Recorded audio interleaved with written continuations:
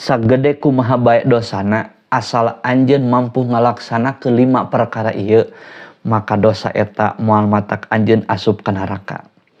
Sakumaha nu didawuhkeun ku Imam Ibrahim bin Adham. Kahiji, lamun anjeun rek maksiat fala ta'kul rizqahu, entong sok ngadahar rezekina. Tapi lamun anjeun teu mampu teu ngadahar rezekina, maka ketika anjeun maksiat teangan hiji tempat anu lain milik Allah. Tapi lamun anjeun teu mampu keneh laksanakeun nu katilu.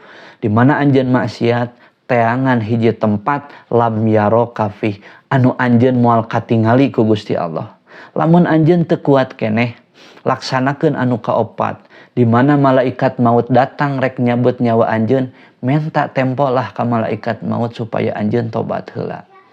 Tapi lamun anjeun teu mampu keneh ngalaksanakeun nomor kaopat, laksanakeun nu terakhir, nyaeta di mana engke di poe kiamat anjeun digiring ku malaikat jabaniyah dititah ka neraka, entong nurut embung asup ka neraka. Tapi nyatana manusia mah kabeh oge teu aya nu mampu ngalaksanakeun nu 5 ieu. Maka panteskah urang ngalaksanakeun dosa ka Gusti Allah?